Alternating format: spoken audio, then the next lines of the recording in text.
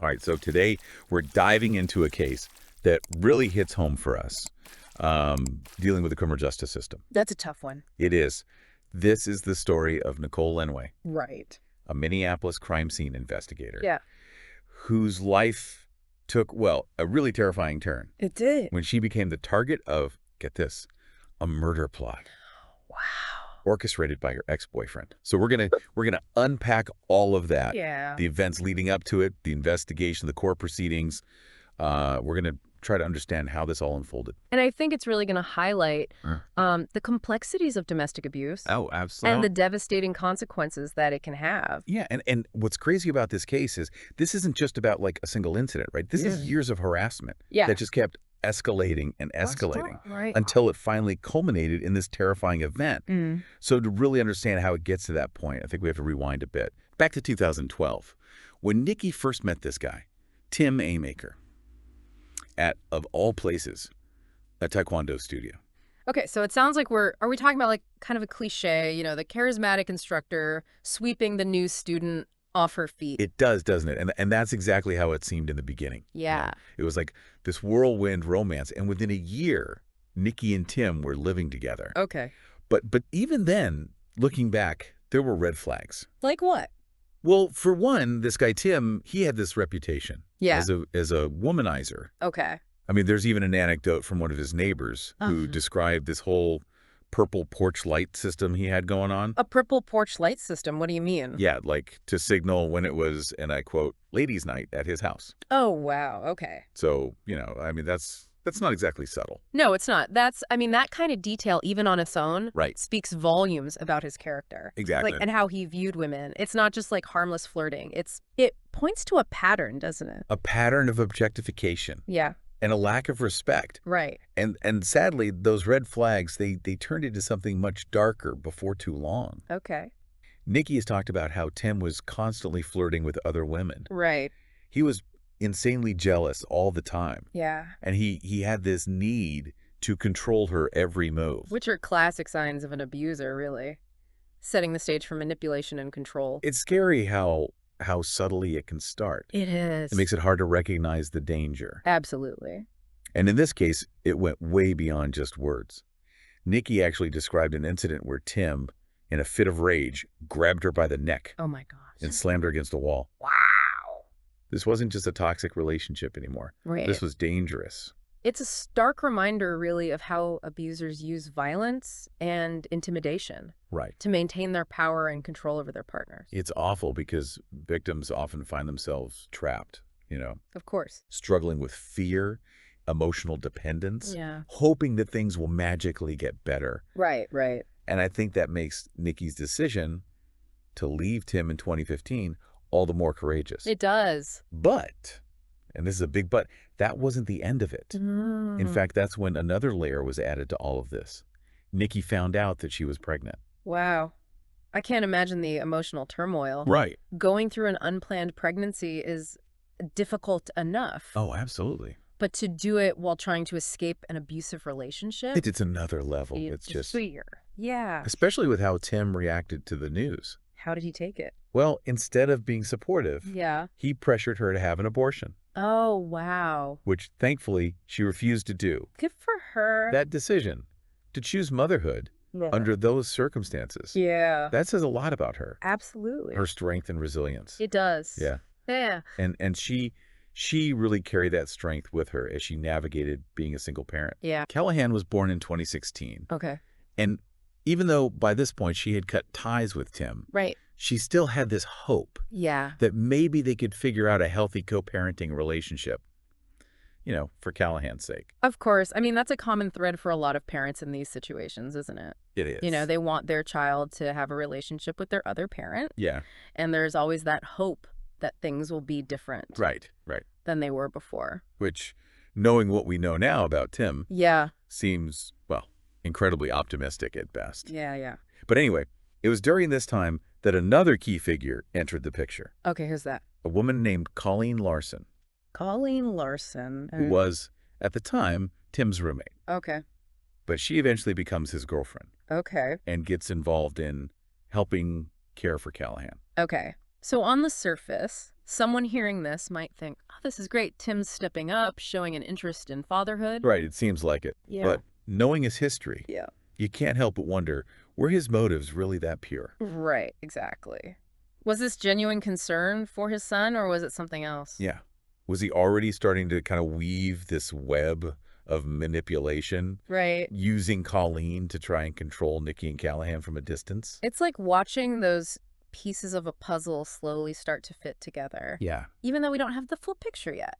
exactly. So last we left off, Nikki's trying to navigate this whole co-parenting thing with Tim. Right. And then, as if things weren't complicated enough already, she meets this guy, Donovan Ford, Okay. who he was also an officer with the Minneapolis PD. Okay, so they're colleagues. Exactly.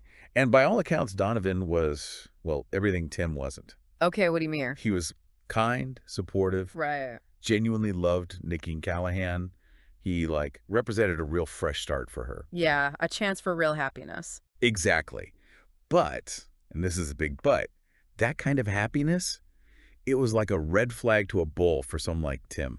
Oh, I bet. It's almost like Donovan being there just, brought all those insecurities and possessiveness in Tim roaring to the surface. Right, because suddenly it's real. Exactly. It wasn't just theoretical anymore. Yeah. And all those red flags we talked about earlier, Oh, yeah. they get amplified tenfold. Oh, absolutely.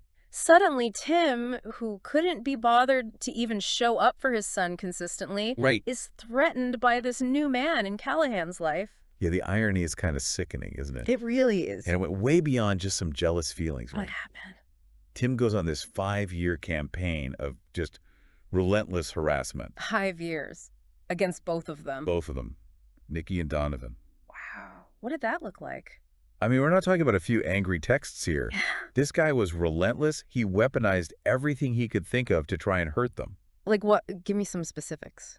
Okay, so for starters, he bombarded Child Protective Services with all these false reports, Oh, no. claiming that Nikki and Donovan were, get this, physically and sexually abusing Callahan. Oh, my God. That's horrific. It's awful. To use your own child like that. It's unconscionable. But it's also, unfortunately, a common tactic. Really. Oh, yeah. Abusers will often make those kinds of accusations. To try and discredit the victim. Exactly. It's beyond cruel. And incredibly damaging. Imagine being falsely accused of something that horrific. Knowing that even if you're cleared, that suspicion can linger. Exactly. It's a form of emotional abuse that can have really lasting consequences. Absolutely. And as if that wasn't bad enough, he goes after Donovan professionally, too. Oh, no. Files all these complaints with his superiors at the police department. Trying to get him in trouble at work? Exactly. Trying to paint him as this danger to society. Yeah. Just a total smear campaign. Classic abuser tactic, right. Yeah. Isolate the victim, turn others against them. It's terrifying how often it works. It is. But thankfully, in this case, none of those accusations against Nikki and Donovan held any water. Right. I mean, CPS, to their credit, investigated every single claim thoroughly Good. and found absolutely no evidence. Of course. But the fact that he was able to weaponize these systems so easily. It's disturbing. It really highlights those flaws that exist, Absolutely. And it makes you think about how many people out there might be going through something similar. Right. And how important it is to have those support systems in place. 100%. And through all of this, it's a testament to Nikki and Donovan's strength, honestly, that they were able to weather that storm. Yeah, it sounds like they had each other's backs. They did. But Tim, well, he wasn't done. What did he do next? He decides to escalate things even further How so? by filing for custody of Callahan, Oh, wow. which, given his previous track record of being a father, Yeah, not exactly stellar. it seemed pretty obvious that this was just a power play. Right, to try and regain control over Nikki. Exactly.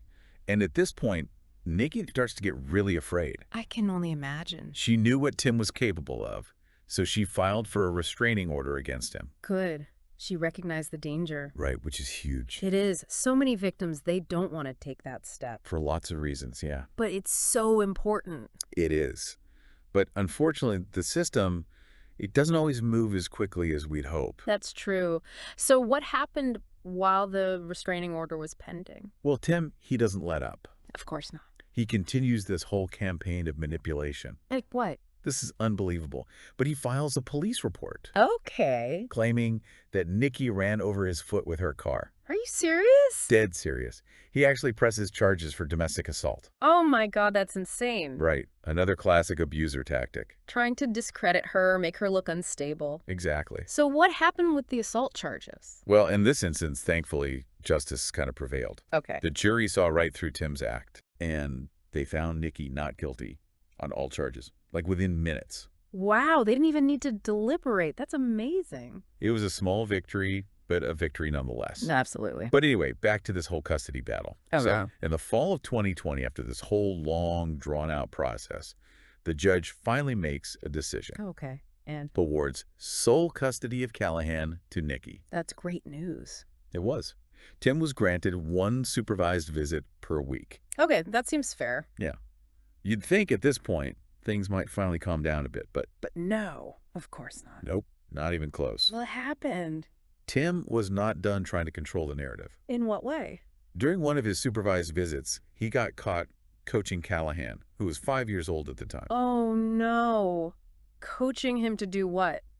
to lie to a social worker, What? Seriously. telling Callahan to say that Donovan was abusing him. You've got to be kidding. That poor kid. I know, it's just heartbreaking. It really is. To put that kind of pressure on a 5-year-old. I know. Thankfully, Callahan was able to tell the social worker exactly what his dad had told him to do. Wow. That's amazing. It really is. Shows a remarkable amount of strength for a child that young. It really does. But it also just shows how manipulative Tim could be. Totally. And because of that incident, Tim lost even those limited visitation rights. Wow. So no more visits at all. Not quite. From then on, any interaction he had with Callahan had to be supervised at a facility called FamilyWise. Family-wise, what's that? So FamilyWise, they're an organization that basically provides these safe, neutral environments Okay. for supervised visits and exchanges, specifically in high-conflict custody cases. Oh, I see. So they have like strict protocols and stuff. Oh, yeah, totally. They have separate entrances, separate parking lots for each parent, just to minimize any chance of conflict. That makes sense. Keep everyone separated. Exactly, which makes what happens next even more shocking. Mm. So Tim's visits with Callahan, they're all happening at FamilyWise now. Right. This place specifically designed for these kinds of situations. Exactly, with all these safety measures in place. But as we know, it doesn't always matter, does it? Sadly, no, it doesn't. Someone driven by obsession, that need for control, they can find ways, can't they? It's terrifying, but true.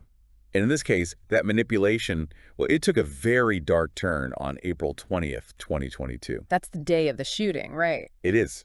So picture this. It's around 7:30 p.m. Nikki's pulling into the FamilyWise parking lot, totally unaware that she's walking into a nightmare. A nightmare orchestrated by the very person those safety measures were there to protect her from. Exactly. And while Tim's inside FamilyWise for his visit with Callahan, someone dressed in black, head to toe, ambushes Nikki in that parking lot. 2 shots ring out. Oh my gosh. One bullet hits her in the neck, the other one hits her in the arm. It's hard to even imagine the terror. It's unimaginable. But somehow, in that chaos, amidst the pain, Nikki, she finds this incredible strength to survive. She doesn't panic. No. Despite being shot in the neck, which we later learn actually damaged her vocal cords, she manages to get her phone out and dial 911. Oh my God. Her resilience is amazing. It really is. She's determined to fight for her life against all odds. And thankfully, a woman named Emily Clancy sees what's happening. Emily Clancy, this is the Good Samaritan. Yeah, she was driving by when the attack happened. She immediately calls 911 and rushes over to help Nikki, uses her own clothes, tries to apply pressure to the wounds, control the bleeding. Wow. If it wasn't for Emily, who knows what might have happened. She undoubtedly played a crucial role in saving Nikki's life. Mm-hmm. But even with her help, it was a critical situation. Nikki had a perforated lung, those vocal cord injuries we talked about, and that bullet that hit her neck. Yeah. Terrifyingly close to a major artery. Oh my gosh. So scary. It really is a reminder of just how fragile life is. It is. So while doctors are working tirelessly to save Nikki, investigators are at the scene trying to piece together what happened in that parking lot. Right. They found 3 spent bullet casings, a blood trail that led to Emily's car, but no signs of a struggle, no robbery, nothing to suggest this was random at all. So they're thinking, what? targeted attack? Exactly. And remember Kim's whole story about Nikki having a stalker? Right, right. That was something investigators looked into as well. Of course. They had to consider all angles. So what happened next? Well, the next morning, Nikki regains consciousness. Thank goodness. Right. And she's able to talk with investigators. And she is adamant that Tim is behind all of it. Wow, despite his alibi. Despite the seemingly perfect alibi. But she didn't buy it. Not for a second. And you know what? She was right. Of course she was. She knew him better than anyone. Exactly. And as they dig deeper, it becomes chillingly clear that Nikki's instincts were spot on. Remember how Tim insisted he only had those 2 cars? The Jeep and the Challenger? Yeah. Well, that becomes a key detail because surveillance footage from FamilyWise and a nearby bank, it captures the getaway vehicle. Okay. And what was it? A black Dodge Ram truck with no plates, driven by someone they couldn't identify at the time. Busted by his own lie. Right. But of course, Tim had an explanation ready to go. What did he say? Claimed he did own a Dodge Ram, but it couldn't be his because his had Superman decals and a license plate. Please! As if those things can't be easily removed. Right. So transparent. Yeah. But the investigators, they weren't buying it. They bring in an FBI tech specialist. Okay, to look at what? The truck had built-in Wi-Fi. Ah, I see where this is going. And that Wi-Fi, just like a cell phone, it can be tracked. And where was his truck on the night of the shooting? Right outside FamilyWise. Yeah. At the exact time of the attack, the digital fingerprints don't lie. Nope, they sure don't. So both Tim and Colleen, they're arrested for attempted murder. What about Colleen? What was her role in all of this? Well, once Tim and Colleen are separated, that's when things really start to unravel. What do you mean? Colleen, she confesses. To what? To everything. Explains how Tim manipulated her into believing that hurting Nikki was the only way to protect Callahan. Wow. Classic coercive control. Distorting reality, making her think she's doing the right thing. It's chilling. It really is. So what happened at the trial? The trial, it was incredibly difficult for Nikki. I mean, she had to relive that trauma, face the man who tried to have her killed. I can't even imagine. And to make matters worse, during his sentencing, Tim, he remained defiant, showed zero remorse. Of course he did. Even tried to paint himself as the victim. Oh, wow. Unbelievable. The jury saw right through it, though. Good. Tim was found guilty on all charges. And Sentenced to 18 years in prison. 18 years? What about Colleen? Colleen, she cooperated with the authorities, expressed remorse for her actions, so she received a lighter sentence. That seems fair. Still, it's a bittersweet victory, isn't it? It really is. Justice was served, but the scars, both physical and emotional, they'll always be there. Absolutely. But you know what? Despite everything, Nikki has shown incredible strength. How's she doing now? She's made a remarkable physical recovery, which is amazing in itself. That's great news. And she found love again with Donovan. Oh, that's wonderful. They're actually married now. Wow, I love that for her. And they're expecting a baby girl. Oh, that's wonderful. What a testament to the resilience of the human spirit. It really is. Yeah. And it just goes to show you, even after enduring such a traumatic experience, there's always hope for a brighter future. Absolutely. What a powerful story. It really is. Well, we've reached the end of our deep dive. Already. Until next time, stay curious and most importantly, Stay safe. stay safe out there. Absolutely. And remember, statistically speaking, you're much more likely to encounter kindness than malice in your daily life. So true. We'll see you next time for another deep dive. Looking forward to it.